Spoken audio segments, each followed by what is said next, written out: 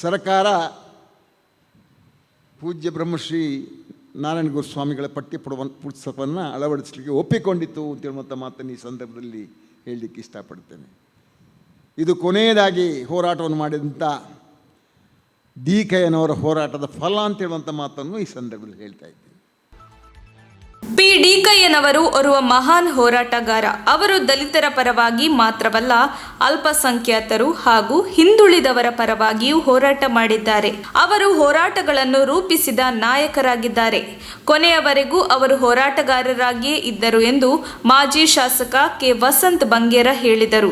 ಭಾನುವಾರ ಬೆಳ್ತಂಗಡಿ ಶ್ರೀ ಗುರುನಾರಾಯಣ ಸಭಾಭವನದಲ್ಲಿ ಇತ್ತೀಚೆಗೆ ನಿಧನರಾದ ಪಿ. ಡಿ.ಕಯ್ಯರಿಗೆ ದಲಿತ ಸಂಘಟನೆಗಳ ಸಮನ್ವಯ ಸಮಿತಿ ಮತ್ತು ಬಹುಜನ ಪ್ರಗತಿಪರ ಸಂಘಟನೆಗಳ ಒಕ್ಕೂಟ ಕರ್ನಾಟಕದ ಇದರ ವತಿಯಿಂದ ನಡೆದ ನುಡಿ ನಮನ ಕಾರ್ಯಕ್ರಮದಲ್ಲಿ ಭಾಗವಹಿಸಿ ಮಾತನಾಡಿದರು.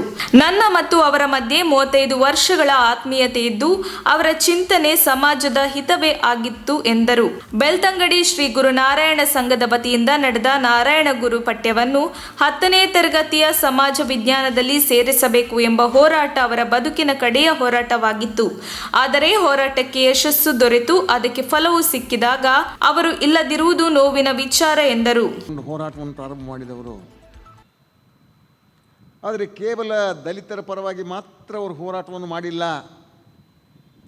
ಅವರು ದಲಿತರ ಪರ, ಹಿಂದುಳಿದ ವರ್ಗದವರ ಪರ, ಅಲ್ಪಸಂಖ್ಯಾತರ ಪರ ಹೋರಾಟವನ್ನು ಮಾಡಿದ್ದಾರೆ.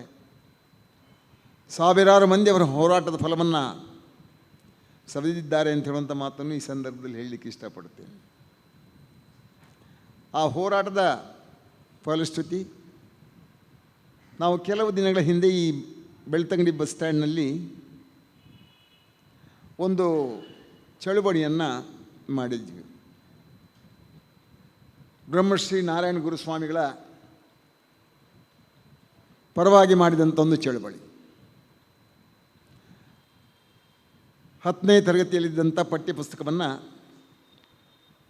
ತೆಗೆದುಹಾಕಿದರು ಅಂತ ಹೇಳುವಂಥದ್ದನ್ನು ಮರು ಸೇರ್ಪಡೆ ಮಾಡಬೇಕು ಅಂತ ಹೇಳುವಂಥ ದೃಷ್ಟಿಯಲ್ಲಿ ನಾವು ಒಂದು ಚಳವಳಿಯನ್ನು ಮಾಡಿದ್ವಿ.